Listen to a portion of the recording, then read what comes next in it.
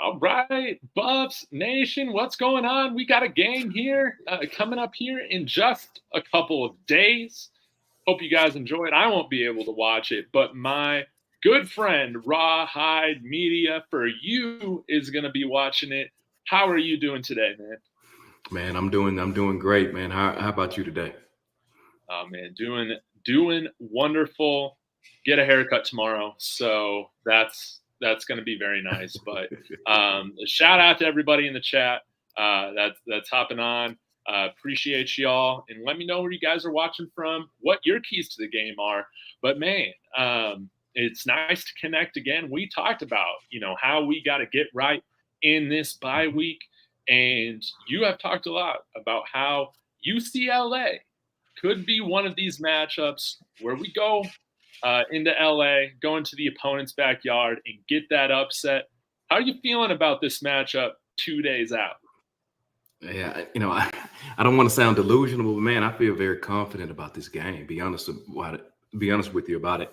I think this is the type of team that matches up well. If there's any team that matches up well with Colorado, that's a team that doesn't score a whole heck of a lot of points, but they do play hard-nosed defense. I think I mentioned this before somewhere else, but this is their defense is good, but they're not a Alabama, Georgia type of defense, right? They're not, I don't believe they're just going to stymie Colorado and where they can't get off plays. They're going to shut them down. I think Colorado's going to have opportunities to move the ball. Will he be sacked? Yeah, he will. But I think Shador Sanders has shown an aptitude to be able to play within those type of constraints. So Yes. that puts pressure on UCLA, and which means that they will have to score the ball also. And UCLA likes turning that ball over. Yes. And man, I'm a little bummed that they made this adjustment to bench their 5-star plus rated quarterback. I'm not really sure how I feel about that. Kind of long term with Dante Moore, but it seems like I'm forgetting the guy's name offhand. But I think he's classified as a junior, probably an older player now because of having some extra years with eligibility. I don't know if he is going to put the ball in harm's way as much as Dante Moore has, which is a bummer because I feel like our defense could have really thrived. But I got to imagine that they might have a slightly more conservative approach against our defense compared to, I guess with some plays with Dante Moore, they've kind of allowed him to throw the ball downfield a bit, and that's led to these turnovers. I don't think they'll turn it over as much. But how do you feel right now with our defense going up against their offense right now? I think the defense is going to be what they have showed. I think this is the game. This UCLA game will be the game that's going to tell you what Colorado is going to be throughout the rest of the season. It's not a team that they're not Oregon, they're not UC, they're not Oregon, they're not USC, right? So these are the type of matchups. Honestly, this is the type of matchup that you know from a comparative style, they're kind of close as far as a talent standpoint. If you want to talk about positioning groups, right? They're better. UCLA is obviously better in the trenches, but overall, from amassing a talent standpoint, they're kind of, what I'm saying, right there with each other. So I think this is going to tell a lot about Colorado for the rest of this season, how the defense is going to approach it. Honestly, bro, I'm looking for the first defensive possession to see what type of changes that they made. I want to see, who they got playing at linebacker. You feel what I'm saying? That's going to tell me everything of how that game's going to go. Man, speaking of linebacker, it does seem like Jawan Mitchell is back practicing with the team. So maybe he got right over the bye week. Man, I hope to God he did because he would be a huge plus for this defense. And it seems like what Coach Prime stated in his press conference earlier this week that he seems to be pretty happy with Trevor Woods' performance at linebacker. I imagine he's going to get another shot at that against UCLA. But Cormani McClain, another guy that we've seen running with the first team during practice. I would love it, and you brought this up a bunch too, if we just have a little bit more consistency. Maybe we're not substituting every single position so much. Let's just not do it, man.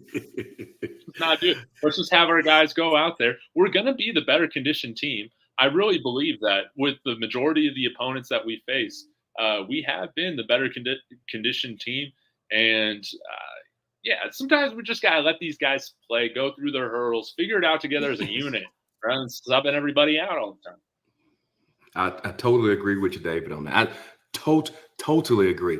And I also say this, that honestly, it should have did with Stanford, but this is a great opportunity to get 3 linebackers out there on the field. Now, granted, we know I don't really consider Trevor Woods a true linebacker. So if they're going to put him out there, man, I would love to see him. I would love to see him with Juju and matched up with or Bentley, and let Bentley go wild on blitz. And this is the game, I think, that you can play a more conservative type of football, 4-3 type of football, because UCLA is going to try to run. Let's not get it twisted.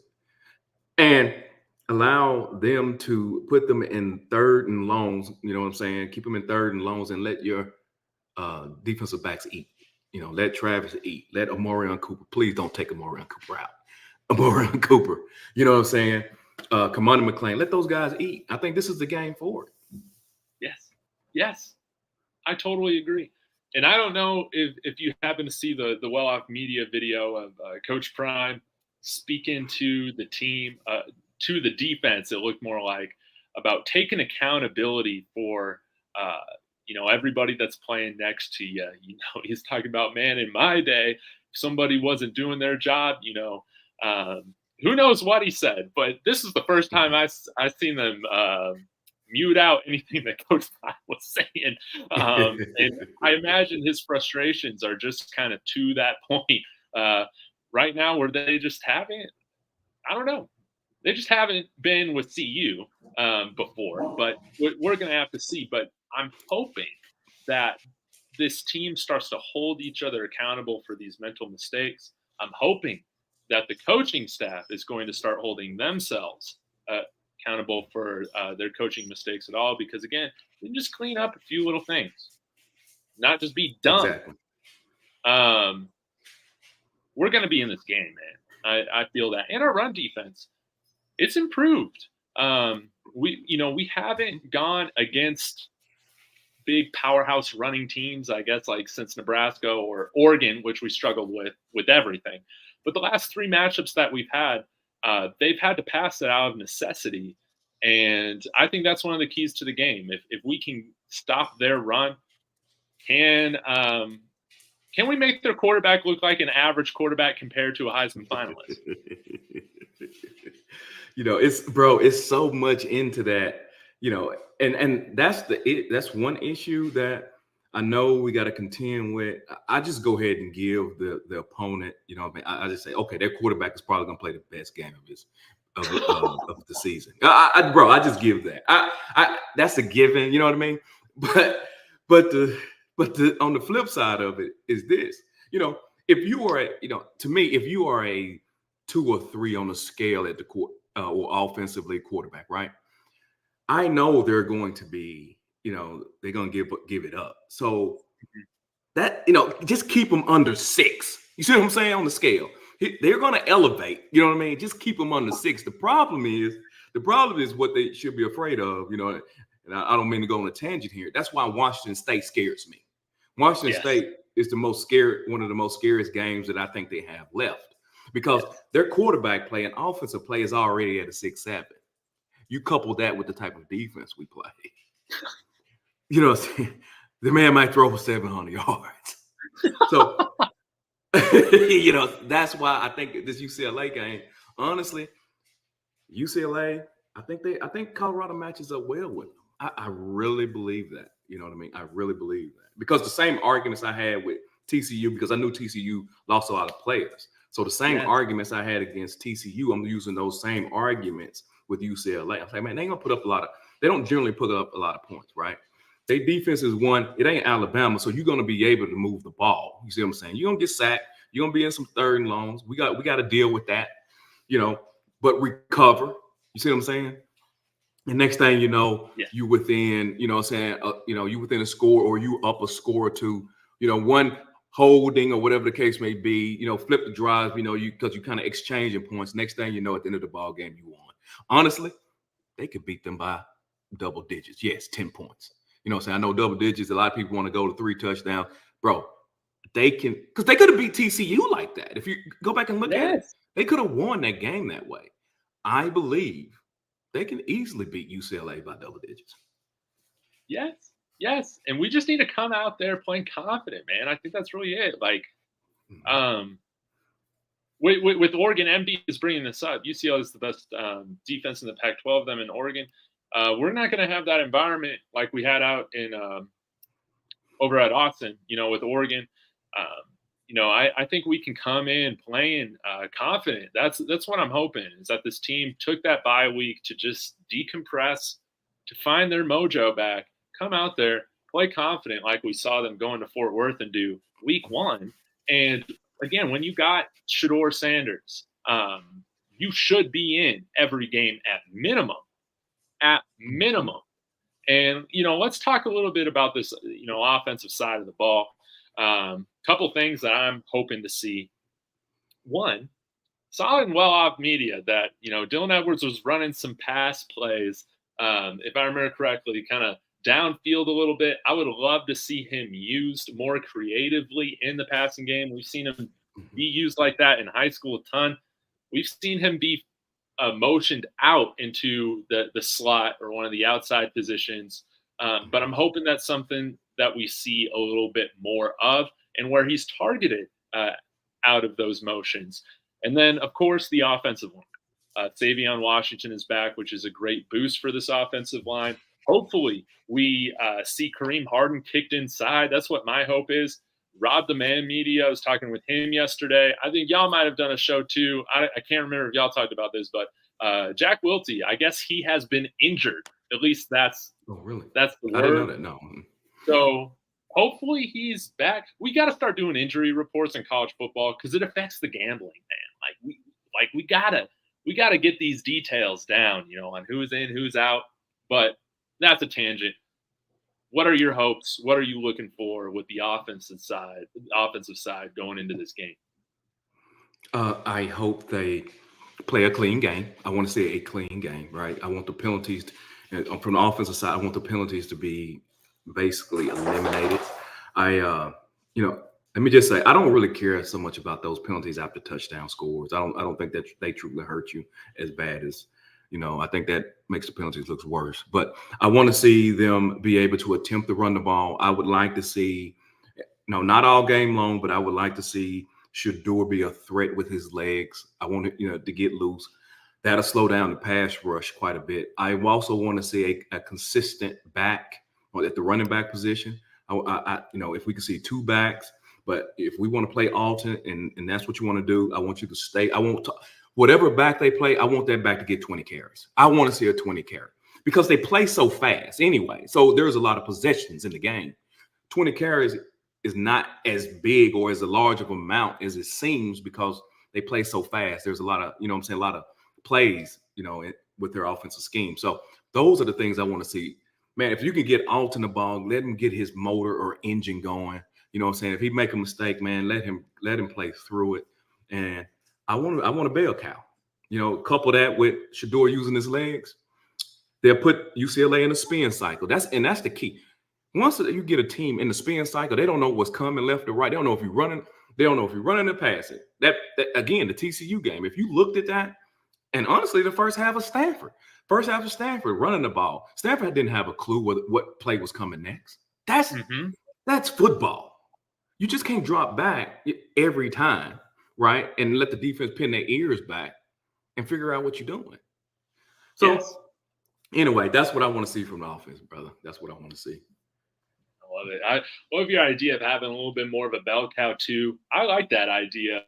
Again, this whole kind of continuity, allowing these units to play together a little bit more. Really the only thing that I am in favor of switching up significantly is it's just our offensive line.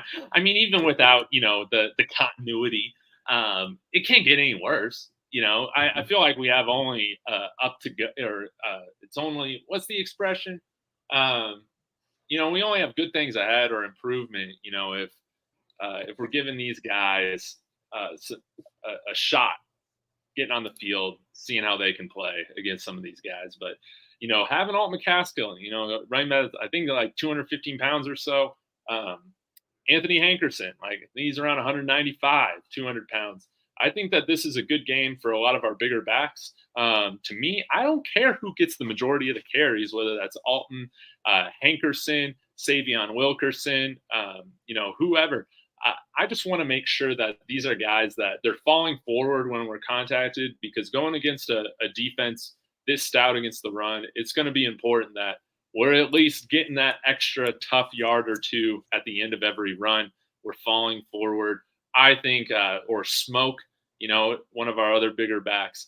This could be a game where they excel. Now, I do think, with Shador, we need to run the ball because that's going to help alleviate the pass rush, even if we're not running it at a super efficient manner. Like, hey, we just have 3.5, if we're just averaging like 3.5 yards a carry, that would be amazing, because I think our play action plays would work off of that if we're still running somewhat consistently. I want to see, the Sean Lewis that we saw against USC that remained composed and devoted to the game plan. Clearly, because even falling in a 21-point hole, he did not get away from the run. We finished with a 50-50, pass to run ratio. I don't know if we can do that and win against UCLA with like a 50-50 ratio, just because I don't know if the efficiency will be there from the run game standpoint. But we need to have a higher ratio than something like 5-1 or 4-1. Right now, we need to take care of Shador. It's amazing that he's been able to stay this healthy with the amount of or hits that he's taken so far. Mm-hmm. Totally agree. Totally agree. Yes. You know what I mean? Oh, bro, honestly, man, if you said something about you don't care who runs the ball, man, I couldn't agree with you more, because yeah, guys, every time, David, have you not noticed every time seem like they got something going with the running back, they yank him it's like they icing him out. I'm like, why are you icing your own player? Even Hank broke some good runs. He was running well. Next thing you know, I don't see Hank no more. Man. Same with Alton against Stanford, dude. It's like, I don't know. I felt like we barely saw him in the second half. Mm-hmm. Mm-hmm. Right. Exactly. And I think people are sleeping on how well this offense can really run. I mean, that first drive on TCU, man, how they played at Stanford in the beginning, during the comeback against USC, that's when they were moving the ball. That's how that offense can look all the time. If you take some of that pressure off Shador having to throw it, on every down. Mm-hmm. Because the key, Tom Brady, okay, put it this way, just make it easy for everybody. Tom Brady is Tom Brady, right? Not because the man threw for 18,000 yards. Remember, I think, 3 of his Super Bowls that he won, he never threw over 26 touchdown passes in a season. Crazy. He was hitting the running back. The running back was his second leading pass catcher. It helps his accuracy. You can run fast and still play a conservative and smart game, man. Mm-hmm. It just blows me away. Anyway, I'm sorry. I don't mean to rant. I apologize. I just see such potential, and I don't think a lot of people even, we get hung up on, he threw for 450. I hear y'all that. But I'm talking about the execution, how it looks. They coming down the field, you just be like, this defense doesn't have a chance. That was just so easy. You'd be like, bro. I mean, even the announcer said it. That was just easy. That's just bro. Anyway. But speaking of easy, man, one thing that we got to clean up, man. So it's just not a given easy net positive for the opponent is just special teams, man. I think that that's going to be very key, man. I know. Like K2 Special was saying, man, 7 games in, everyone's still saying the same things, man. We got 95% of the same issues right now that that we saw week 1. So that's really it. But man, with special teams, if we're gonna get this upset, man, special teams, it's got to be a net neutral, net positive, man. It cannot be a net negative like it has been for pretty much every game that we've seen so far this year. Hopefully, this is the case where I'm not having to talk. It's so pathetic, man, that we spend so much time talking about it. But again, if there is one position group right now or one phase of the team that I have very little slack and patience for, with this being the rebuild year, it is this year. We got enough guys and talent to be just fine on special teams. It should not be looking like a clown show, junior varsity versus varsity every week. And that's got to change after the bye week. Exactly, bro. But listen, man. Look, hey, like Cheyenne said, man, don't get me started on special teams. I got a major problem with the special teams, man. So you're right, though, man. Hey, it's simple. Dave, on kickoffs, kick it in the end zone. That's all I'm asking for. Hey, on punts, I don't need nothing special, man. Hey, 1-2 punt, bro. That's all I need, man. That's it. I don't need nothing special. You feel me? So if they could just conquer the common, just conquer the common, just the average everyday special team play, I'm happy. Yeah. My expectations, I feel like, are totally reasonable. Like, again, I just don't want it to be something that looks like it hasn't been coached. That's just that's what I'm talking about, and let's just not have our kickers look like let's get the snaps right. Like you said, man, let's kick it into the end zone. Let's not easy, be kicking it with a shotgun leg, just seeing where it's going to go every time. It's a shotgun leg, bro. That's exactly what it is. Shotgun leg. Have the shotgun leg, man. And I know this is sad, but it's like if we still see the same issues with the kickoffs, I know he doesn't really have the leg, but at this point, it's like I'd rather just take my chances with punt or kickoff return coverage, and hopefully we can get this team tackled before the 35-yard line, and just have Mata do it, man, because he's not going to. I was about to say the same thing. Bro, just let Mata kick it. If they can't do it no better than that, bro, just let Mata kick the kickoffs, bro. Yeah. It's ridiculous, man. Hey, remember Saturday I text you. I said, David, I watch football. Guys, I was watching 3 games at once. Okay, don't understand. I watch college football. I'm an addict, bro. I texted you during the guy say I have not seen one kickoff out of bounds yet, all day long. Yeah. How does Colorado do it twice in a game? I don't even know. Man, I know. My friend sent me this parlay bet that he was doing. I guess it was like one of these ones that they promote on like FanDuel or whatever, and it was the SEC. That every single SEC team would kick a field goal and make it this weekend. And I was like, man, they need to start doing some of those parlays for Colorado special teams, man. Whether you want to see. What's it called? The kick out of bounds, the blocked kick, the personal foul on the coverage, and and the missed field goal or the high snap. But all that to say, I'm a little cynical as Yokre. I was throwing it out right here. But if you got high blood pressure, man, just turn the channel, man. When this third unit's coming out on the team or on the field this week, because it's just going to make your blood boil. But that's the biggest thing for me. Obviously, I want to see CU come in, get this upset. I think they got the talent to do it. Again, it's just about playing full 4 quarters. If we just get to 3 quarters, good Lord, imagine what we could do. If we just get to 3 quarters, man, we're going into this game at least 5-2 instead of 4-3. We just get there. We just play a little bit more smart. Let's get under 10 penalties. which is just a ridiculous threshold anyways. But dude, I'm going to be honest if this team has, or I'm going to be happy if this team has 8 penalties, man. That's just. Hey, that's a I'm low bar. But I'm just going to be thrilled, man. That's a win, man. Can we just cut our penalties in half, man? But yeah, I hope we throw a little trick play out here, something like this.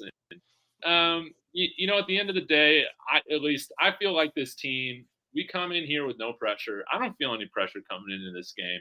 I feel very similar to how we felt going into this TCU matchup, man, where the pressure's all on UCLA, man. Take care of business. And we should go in there and do our jobs. That's how I feel about it. Do you know what the money line is on the game? I'll check it right now. I'm sure it's changed, but it was.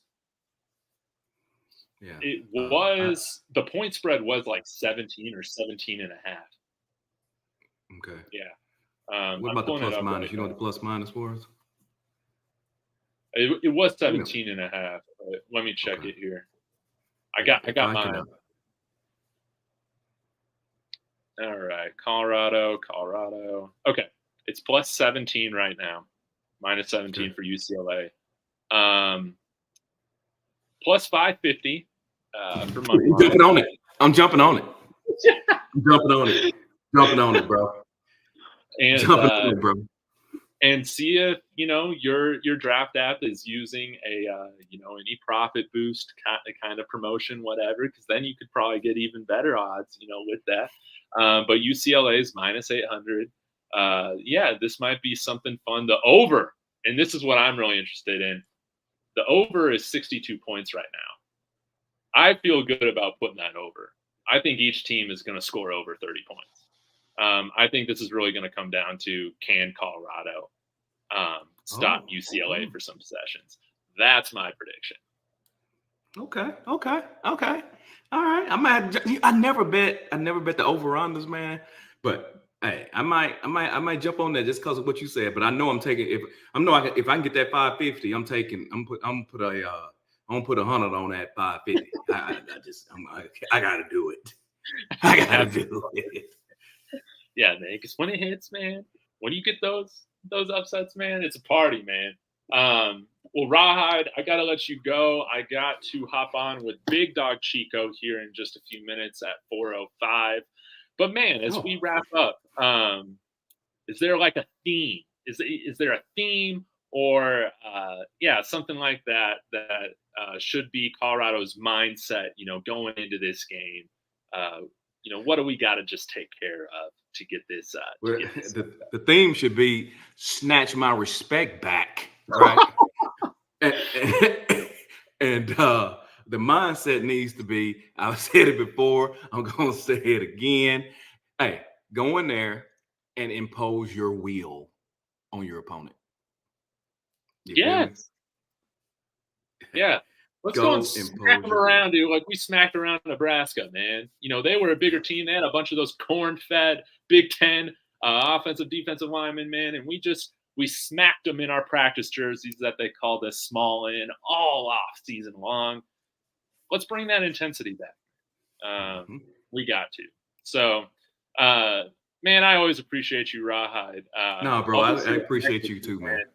I'll be in Texas next week, so I'm not really sure what my schedule will look like, but let's be sure to link up.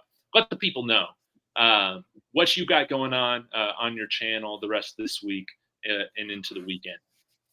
All right, usually so coming up, guys, I'm going to try to get a UCLA Colorado, my official preview out. I'm saying it's going to be layered with an old school PlayStation 1 background game playing in the back, Colorado 89 versus UCLA 88, I do believe. So, yeah, man, I'm a retro video game type of guy anyway. So I'm going to give y'all a little preview over that. I love it, man. I love it. Well, thank you, Rawhide. Appreciate you as always. And everybody in the chat that came in to give their opinion, talk about what y'all think. Always appreciate it. Always appreciate the emojis as well. That always brings a smile to my face. But appreciate you guys as always. Hopefully I see some of y'all, and Dog and Dave, show coming up here in 2 minutes. And as always, everybody, go Buffs. Let's go Buffs.